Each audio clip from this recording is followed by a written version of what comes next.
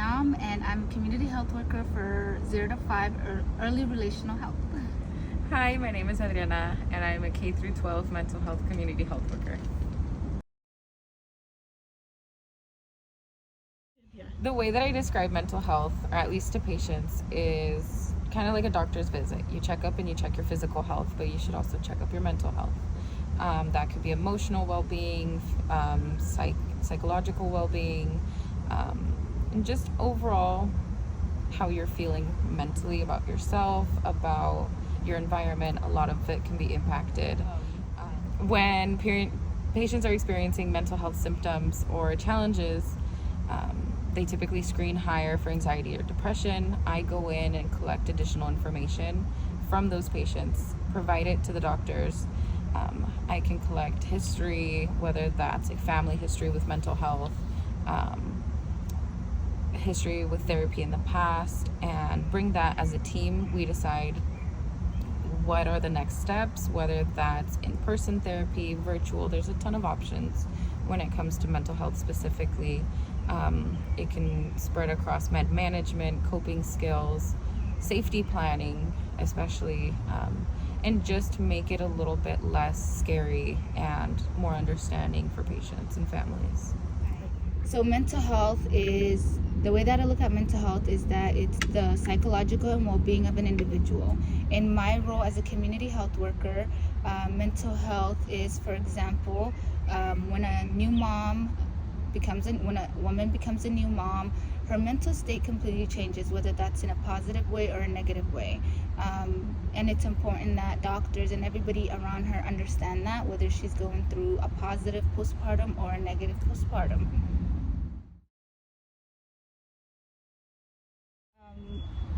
Cultural understanding is you have to understand where somebody came from, how they look, and try to listen to how they are understanding what you're telling them.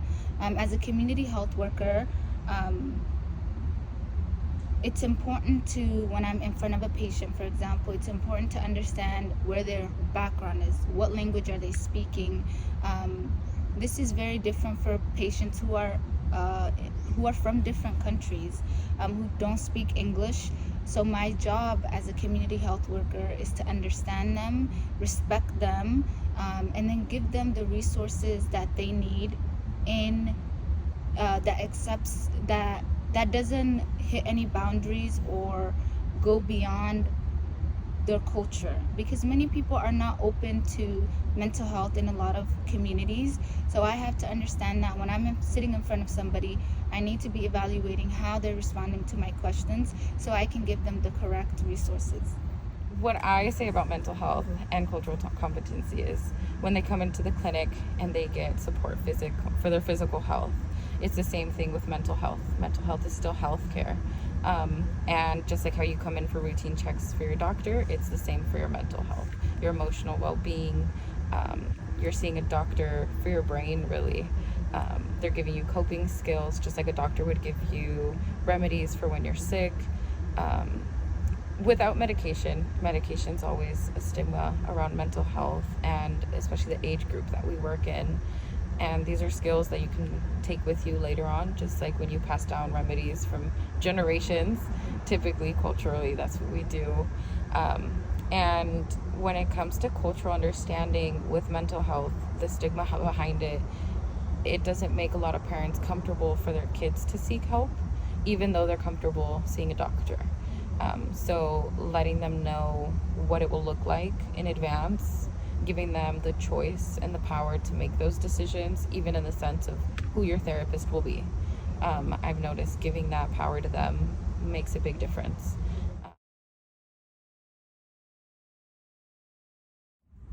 One piece of advice as a CHW that I would give when it comes to working with the groups and communities that we specifically work with is we are advocates for our patients. When it comes to mental health and understanding the patients, we come with a different lens, per se, or what I like to say is we're an extension of the doctor. So we go in and we can get more information than what they were given in the 15 minutes of the appointment, whether that's history or just experiences. It could be anything. Bring that back to the doctor, and you're looking at the overall care for the patient. If there's things that you don't agree with, because you have the expertise that you have, feel comfortable telling the providers that. Even if they give you their opinion back, it's a collaborative idea. I've worked with a lot of doctors where they prescribe medication and I'm like, well, this history or this patient's experiences, what if we try these coping skills instead?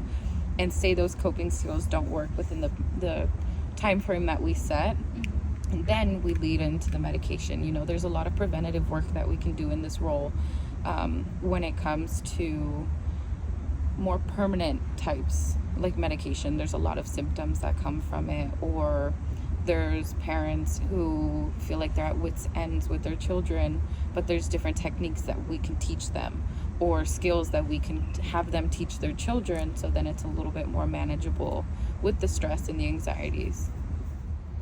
I think it's important that you study the community you're in to understand what kind of resources they might need. If I am working in a community where there's a lot of low-income families, families who are from a specific group of people, how can I cater to this community? So I really suggest that all community health workers at your clinic look at your clinic and see what community does it serve. Who is the majority? Of course, cater to everybody else, but look at exactly every group and understand that group.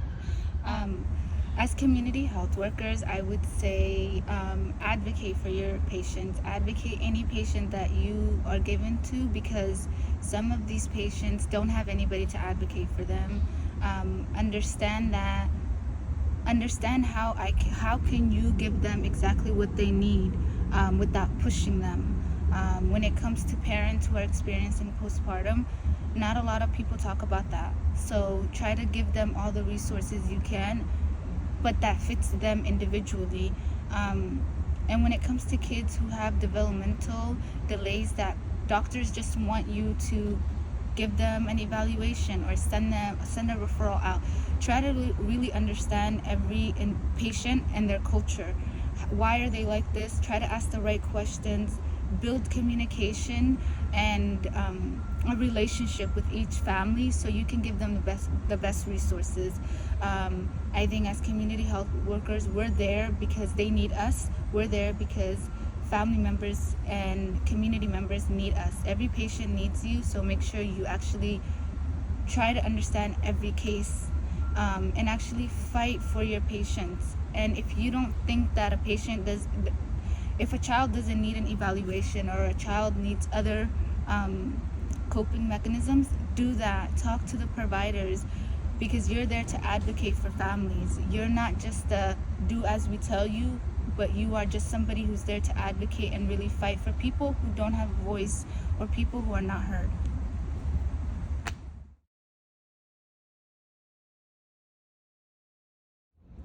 In my community and culture, I'm Somali and then I'm Muslim. So in my culture, the Somali community doesn't really believe in mental health, only because people have this idea of if you're physically okay, like if you have 2 hands and 2 feet, your body parts are complete, then that's it. There's nothing else that could possibly be wrong with you.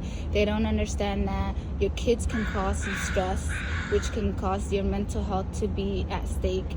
Your job, money, parents worry about food. They don't understand all of that can cause a mental shift in an individual, and that has a big effect on how they communicate with everybody around them.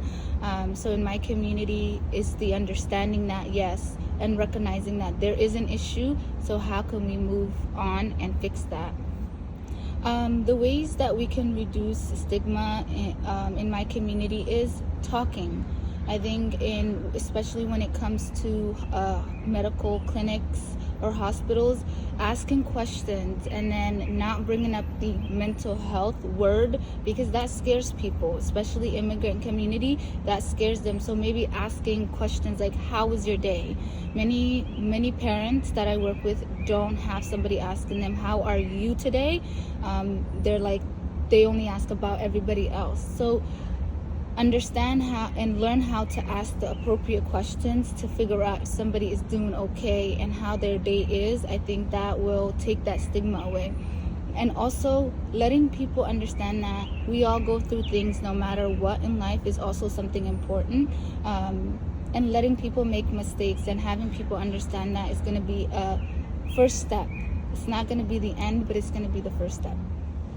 Stigma in my community when it comes to mental health, coming from first generation Latina in the US, there's no excuses to it. So you can have a bad day, but they expect you to continue your day with like nothing. It could be tied around laziness or I'm trying to think of the translation, but ultimately the stigma around mental health is that it's just not talked about. It's not something that we grew up learning about. I mean, the first time I even talked about mental health, I was in college. And looking back at things as a kid, I, for example, experienced mental health at a very young age, at 3 or 4. And my family's stigma around it is they didn't want me to have any issues. And issues, they mean diagnoses. They didn't want it to follow us. They didn't want it to affect, as silly as it sounds, our schooling, our jobs, our future relationships. They didn't want it to not make it so that we're not the perfect child or have anything wrong with us. But in reality, mental health isn't that. It's just another area of healthcare that we might need support in. And when it comes to that, it's when they think mental health, they think prescriptions. Once you get diagnosed, you have to take medication and the side effects that come with that. As to not knowing, it could be simply activities included in a child's life or coping skills that don't have to be tied around mental health specifically, but just making it an environment safe for your child to grow up in a safe space mentally, and open to, because there's times where we go through things by ourselves, and in our culture we're very much told handle it on your own, even at a very young age, and so it does follow us even into adulthood. To reduce stigma culturally, I mean, everyone says communicating about it, being comfortable with talking about what we experience in a day-to-day life. I know a lot of groups in my culture, families get together and they talk about, hey, I went to the doctor for this, or I am experiencing this, and it's very common across all boards, but then it stops there. They don't talk about, oh, they're giving me this treatment, or hey, if you do this coping skill, it really helped me. It's more so it's just dropped there. It's an experience that you have to live through, but I think when it comes to that, supporting could look different for each person. Mental health, it's addressed individually. There's not one way to do it.